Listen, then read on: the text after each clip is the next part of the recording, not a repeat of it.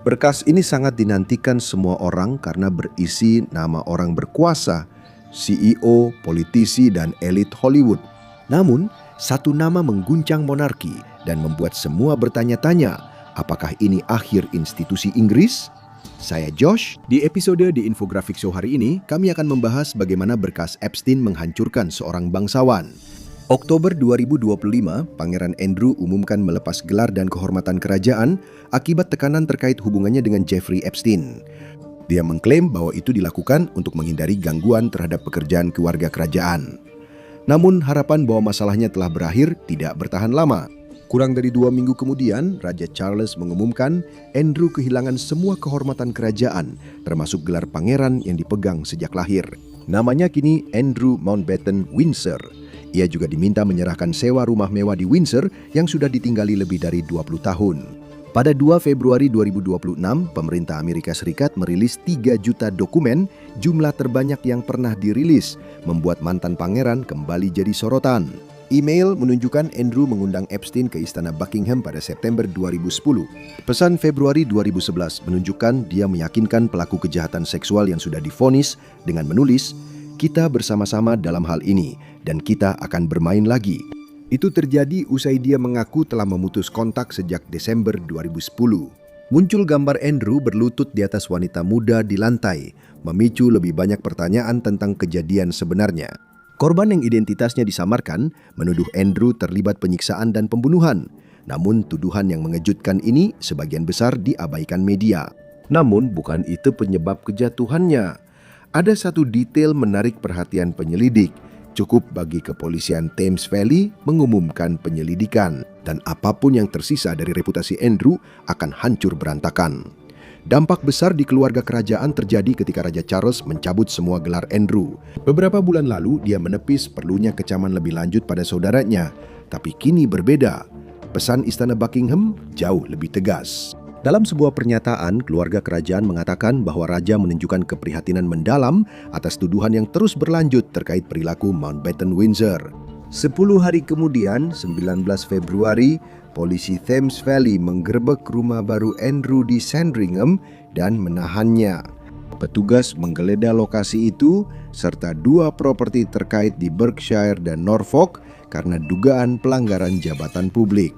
Andrew ditangkap pada ulang tahunnya yang ke-66, tepat 666 hari setelahnya. Seekor kuda putih penuh darah lepas dari prosesi kerajaan dan berlari di jalan London. Beberapa pihak di internet menyebutnya pertanda. Silakan Anda yang memutuskan. Jika Anda ingin mengetahui lebih banyak tentang dunia gelap Andrew dan Epstein, pastikan untuk menyukai, membagikan, dan berlangganan. Kami masih punya banyak video lain yang membahas kasus ini secara mendalam. Setelah ditahan selama hampir 12 jam, dia dibebaskan dengan status masih dalam penyelidikan tanpa dakwaan. Namun itu tidak berarti dia sudah bebas dari masalah. Penyelidikan masih berlangsung. Dengan Raja Charles berkomentar, "Izinkan saya menyatakan dengan jelas bahwa hukum harus berjalan sebagaimana mestinya. Ini adalah contoh nyata dari ketegaran khas Inggris dalam menghadapi kesulitan." Bagi keluarga kerajaan, ini bencana yang belum pernah terjadi sebelumnya. Menurut komentator kerajaan ABC Australia, Juliet Ryden, penangkapan ini adalah momen penting dalam sejarah monarki. Kita di wilayah baru, anggota senior kerajaan ditangkap. Ini belum pernah terjadi dalam sejarah modern. Terakhir kali seorang anggota kerajaan merasakan dinginnya sel penjara adalah pada tahun 1649 ketika Charles pertama diadili, divonis bersalah, dan dieksekusi karena pengkhianatan tingkat tinggi. Apa yang dicurigai dilakukan Mountbatten Windsor? Setidaknya 9 kepolisian Inggris mengonfirmasi sedang menyelidiki laporan yang mengaitkan mantan pangeran itu dengan Epstein. Rilis terbaru pemerintah AS Rekat soal dokumen Epstein menunjukkan hal yang lebih serius. Andrew diduga membocorkan dokumen pemerintah dan informasi bisnis kepada Epstein saat menjadi utusan dagang Inggris. Mantan Duke of York menjabat di posisi itu antara tahun 2001 dan 2011. Dalam peran ini, dia memiliki akses istimewa ke kontak pemerintah dan bisnis tingkat tinggi di seluruh dunia.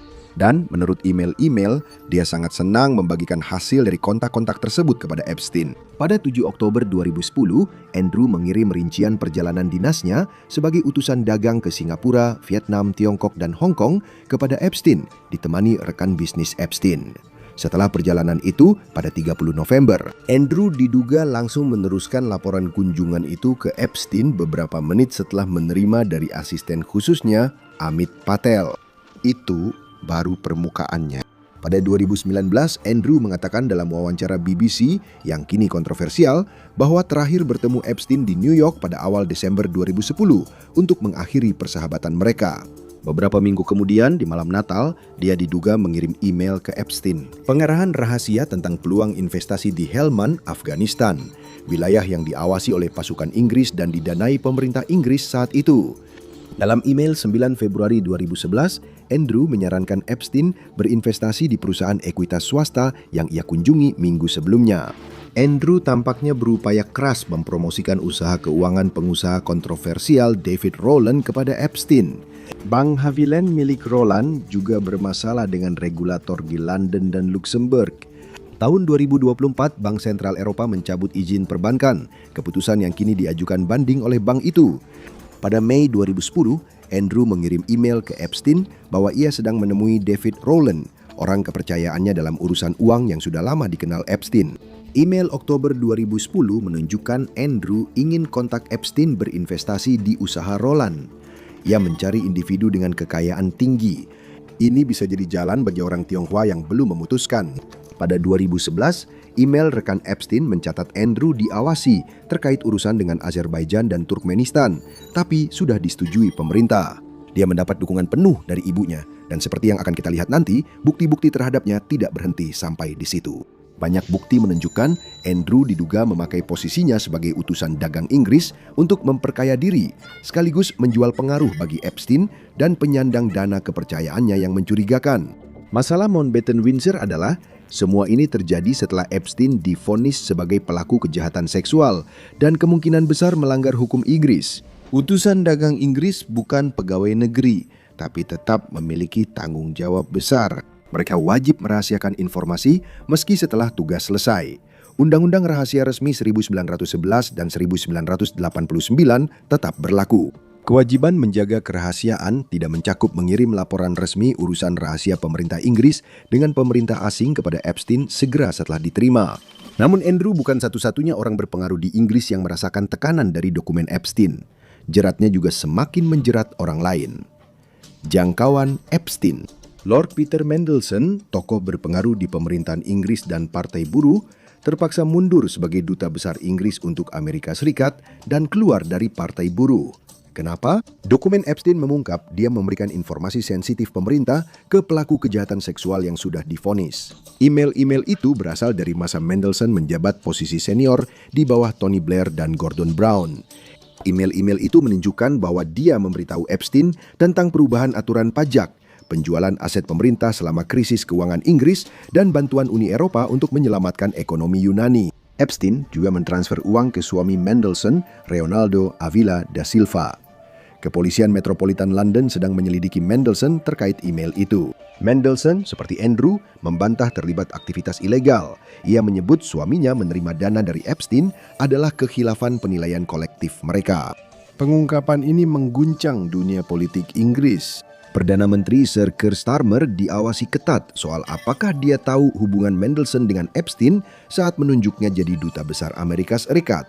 Sebagian pihak menilai krisis dan hilangnya kepercayaan pada pemerintah bisa jadi pukulan terakhir bagi rezim yang terpuruk ini. Kepala stafnya, Morgan McSweeney, sudah mengundurkan diri karena penunjukan Mandelson. Jika terbukti di pengadilan, Mandelson dan Andrew bisa dipenjara seumur hidup. Untuk Andrew, kasus ini bisa berdampak hingga ke puncak kekuasaan. Andrew Lownie, cendekiawan kerajaan terkemuka, menyatakan skandal ini bisa mengakhiri masa pemerintahan Raja Charles III. Apakah Raja tahu pelanggaran Andrew dan pura-pura tidak tahu? Lownie mengatakan kepada ABC News bahwa jika keluarga kerajaan tahu tapi tidak bertindak terhadap Andrew, krisis ini juga menyangkut sang raja, bukan hanya Andrew. Jika raja menoleransi aktivitas ilegal Andrew, skandal ini bisa membuatnya kehilangan tahta. Jika Anda pikir pangeran ditangkap itu skandal, bayangkan polisi menjemput raja. Namun menurut Dr. Jonathan Rogers, seorang ahli peradilan pidana di Universitas Cambridge, kemungkinan besar tidak ada dari mereka yang akan menjalani waktu lama di balik jeruji besi. Menurut Rogers, jaksa harus membuktikan 4 hal untuk vonis. Pertama, bahwa terdakwa memegang jabatan publik. Kedua, dia sengaja mengabaikan atau menyalahgunakan posisinya. Ketiga, kelalaian atau penyalahgunaan itu sangat parah hingga melanggar kepercayaan publik. Dan keempat, bahwa tidak ada pembelaan khusus untuk tindakannya. Rogers percaya hasil yang paling mungkin adalah hukuman yang relatif ringan. Ia mengatakan kepada ABC, biasanya pelaku pelanggaran serupa tidak mengira akan dipenjara lebih dari 2 atau 3 tahun. Kasus ini hanya membahas sisi kelalaian tugas dari saga Andrew dan Epstein, sementara tuduhan yang lebih memalukan masih belum terselesaikan.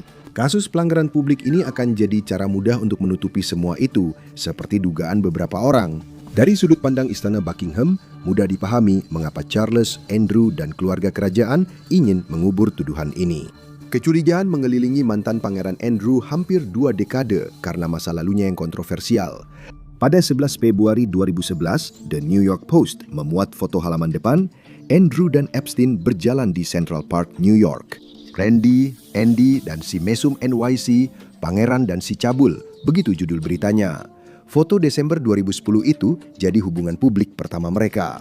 Andrew mengaku di wawancara BBC 2019 bahwa ia ke New York untuk mengakhiri hubungannya dengan Epstein dan merasa lebih terhormat melakukannya langsung. Perjalanan itu terjadi tak lama setelah Epstein dibebaskan dari penjara usai divonis menyediakan gadis di bawah 18 tahun untuk prostitusi.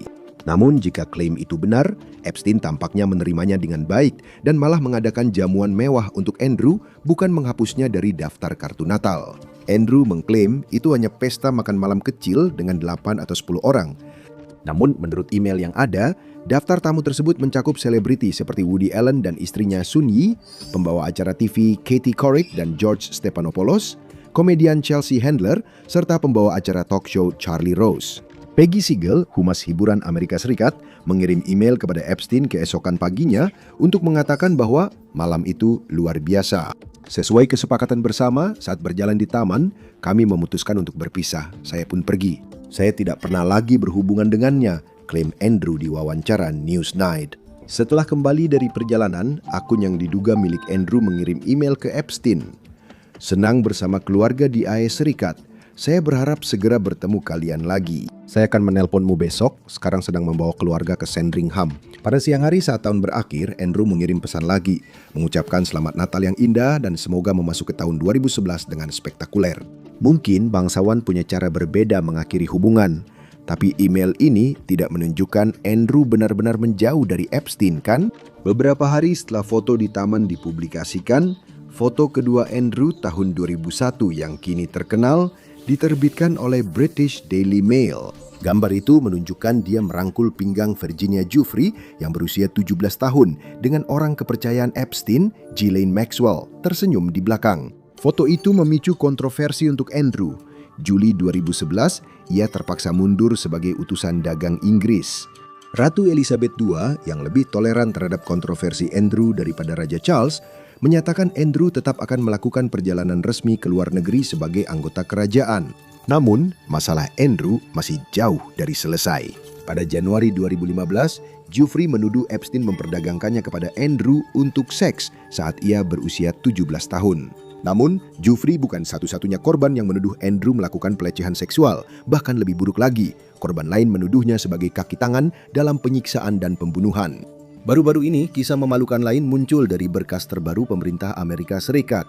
Tahun 2020, wanita Inggris melapor ke FBI bahwa dia diperdagangkan ke Andrew oleh ayahnya pada pertengahan tahun 1990-an. Dia dibawa ke pesta di rumah kaca Thorpe, lalu Pangeran Andrew menabraknya dengan mobil hingga melukai tulang rusuk, pinggul, dan kaki menyebabkan infeksi. Menurut laporan FBI, dia mengaku terbangun dan mendapati Andrew menyerangnya di properti yang sama. Maxwell diduga memberi sengatan listrik saat para pria, termasuk Andrew, menonton.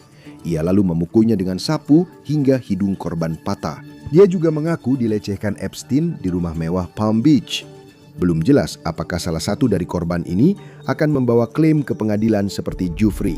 Namun, dampak dari kasus Giuffre benar-benar dramatis bagi Andrew, sang korban. Setelah Giuffre menuduh Mountbatten Windsor pada 2015, Kepolisian Metropolitan London meninjau klaim itu tetapi tidak melanjutkannya. Andrew mungkin berharap daftar panjang tuduhan itu pada akhirnya akan hilang, namun ia benar-benar salah. Juli 2019, Epstein kembali ditangkap atas tuduhan perdagangan seks dan pelecehan puluhan wanita muda. Dan sorotan pun tak terelakkan kembali tertuju pada rekan-rekannya, termasuk mantan Adipati York yang menurut sebagian orang turut berkontribusi pada babak berikutnya dalam kisahnya. Epstein ditemukan tewas di sel pada Agustus tahun itu karena diduga gantung diri. Namun sorotan terhadap rekan-rekannya justru semakin meningkat. Pada November 2019, Andrew setuju wawancara BBC yang kontroversial dan mundur dari tugas publik setelah dikecam. Lalu, pada Januari 2020, Jaksa Amerika Serikat Jeffrey Berman mengumumkan bahwa pangeran saat itu sama sekali tidak memberikan kerjasama kepada FBI dalam penyelidikan Epstein yang sedang berlangsung. Padahal sebelumnya dia sudah berjanji akan membantu sebisa mungkin. Pengacara mantan pangeran membantah klaim itu dan menyatakan Departemen Kehakiman atau DOJ hanya mencari publisitas. Alih-alih menerima bantuan dari Duke of York telah 3 kali tahun ini menawarkan diri sebagai saksi kepada DOJ. Menurut pernyataan tersebut, DOJ tidak setuju dan pada bulan Juli secara resmi meminta Inggris untuk memfasilitasi wawancara dengan Mountbatten Windsor sebagai bagian dari penyelidikan Epstein. Namun tidak ada wawancara yang terjadi. Namun, Andrew tetap saja berakhir di kursi terdakwa. Agustus 2021, Giuffre menuntutnya di Amerika Serikat atas tuduhan pelecehan seksual berdasarkan Undang-Undang Korban Anak. Saya meminta pertanggungjawaban Pangeran Andrew atas apa yang dia lakukan kepada saya, katanya. Seraya menambahkan, orang-orang yang berkuasa dan kaya tidak kebal dari tanggung jawab atas tindakan mereka. Dia menegaskan pernah bertemu mantan adipati saat bepergian dengan Epstein antara 2000 sampai 2002. Pengacaranya menyebut dia selalu siap dipanggil Epstein untuk tujuan seksual dan dipinjamkan ke pria berkuasa, termasuk mantan pangeran. Giuffre menuduh Andrew memaksanya berhubungan seks dan melecehkannya di rumah Maxwell, London, di properti Epstein di Manhattan dan Little St. James atau Pulau Epstein. Giuffre mengaku terlibat pesta seks menjijikan dengan Andrew, Epstein, dan beberapa gadis. Andrew terus membantah tuduhan itu, dan kepolisian metropolitan kabarnya memeriksanya kembali. Namun pada Oktober mereka menyatakan tidak cukup bukti untuk melanjutkan penyelidikan kriminal. Pada Januari 2022, tim hukum Andrew berusaha membatalkan kasus, tapi pengadilan menolak sehingga proses bukti dan kesaksian tetap berjalan. Sebulan kemudian, tercapai penyelesaian dan persidangan memalukan pun terhindarkan. Meski menyangkal tuduhan Giuffre, mantan Duke mengakui Giuffre korban pelecehan seksual. Biaya penyelesaian tak diungkapkan, namun ahli hukum memperkirakan nilainya lebih dari 10 juta dolar. Sumber dana tersebut juga tidak jelas, tetapi dikabarkan bahwa Ratu membiayai setidaknya sebagian dari dana itu. Namun setidaknya keadilan telah ditegakkan, atau benarkah demikian? Pada Maret 2025, Giuffre mengumumkan di Instagram bahwa ia mengalami kecelakaan bus dan hanya punya 4 hari untuk hidup. Setelah didiagnosis gagal ginjal, pada 25 April 2025, dia ditemukan meninggal di rumahnya di Mirgabi, Australia Barat. Skandal Epstein, kecelakaan bus, gagal ginjal, perebutan hak asuh, dan perintah larangan mendekat disebut sebagai penyebab kondisi emosionalnya. Namun, tidak semua orang percaya cerita itu.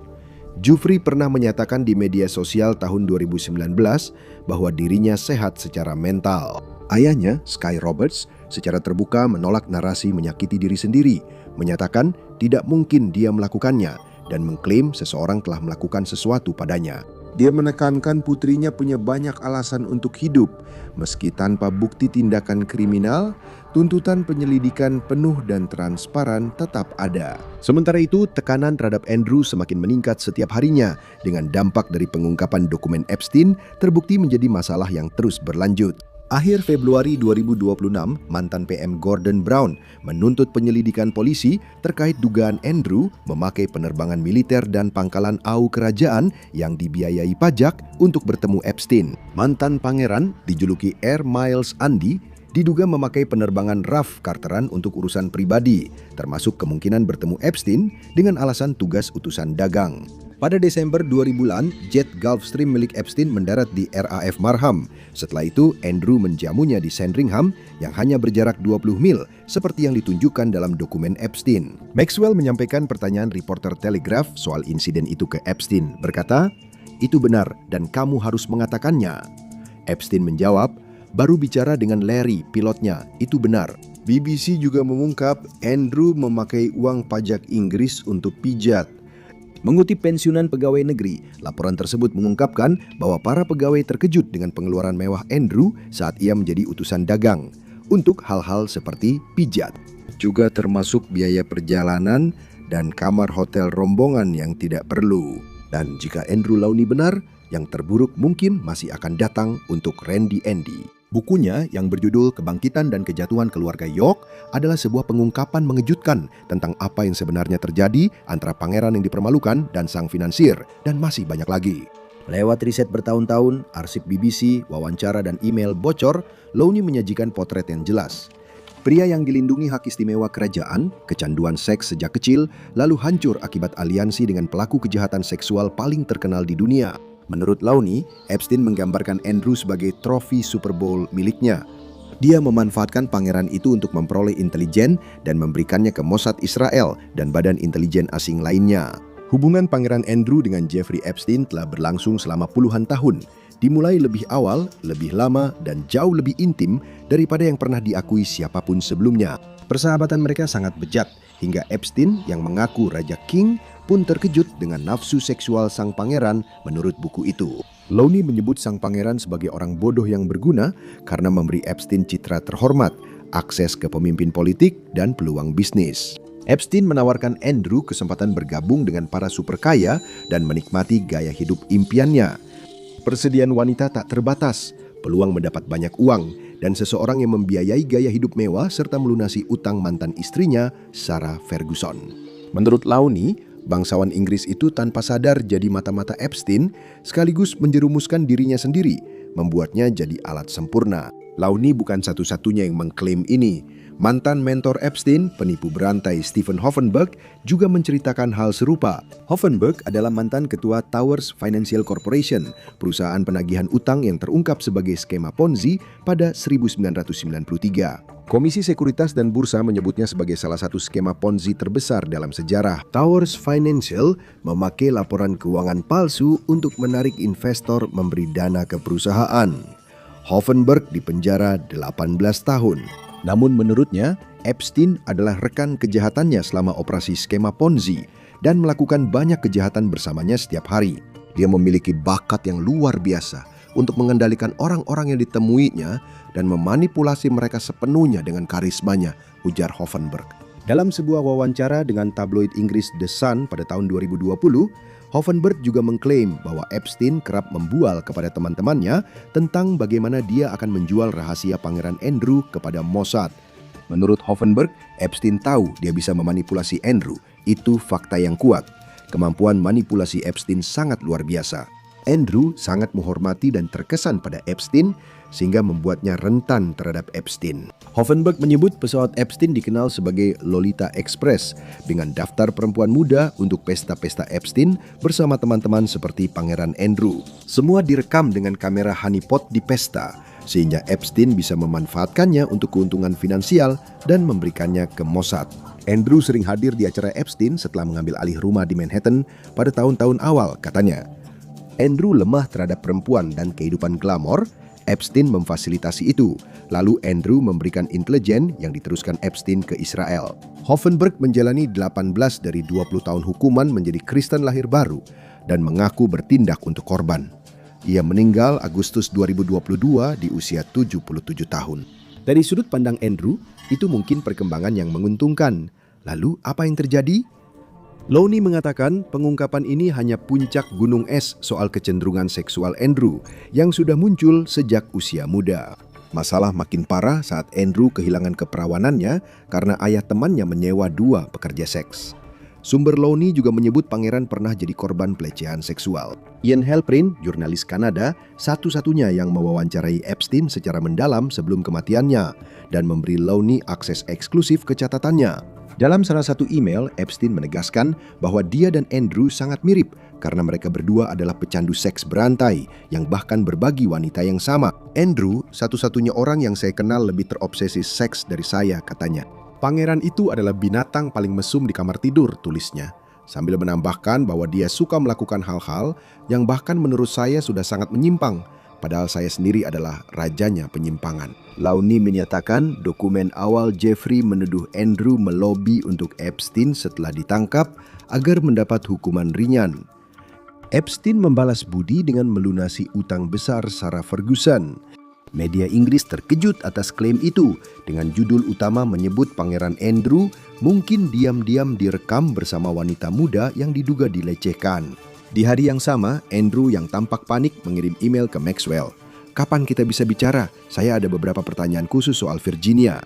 Saat itu, Istana Buckingham dan keluarga kerajaan dengan tegas membantah semua tuduhan pelanggaran oleh Andrew. Duke of York tidak pernah punya kontak seksual atau hubungan dengan Virginia Roberts. Namun, dukungan istana padanya tampaknya sudah berakhir. Setelah lama bergantian diam dan membantah tuduhan pelecehan seksual, Istana Buckingham kini mengambil sikap jauh lebih tegas. Dan masih ada ancaman pengungkapan lebih lanjut. Lone menjelaskan, jika penyelidikan serius atas dugaan penyimpangan sang pangeran ditambah dengan penyelidikan perilaku buruknya di depan umum, hal ini bisa mendiskreditkan keluarga kerajaan selamanya, bahkan memicu pemaksulan dan mengakhiri pemerintahan Wangsa Windsor. Dan ini bukanlah skandal pertama yang mengguncang istana. Cari tahu lebih lanjut dengan menonton Rahasia Kotor Keluarga Kerajaan yang akhirnya terungkap, atau klik video ini sebagai gantinya.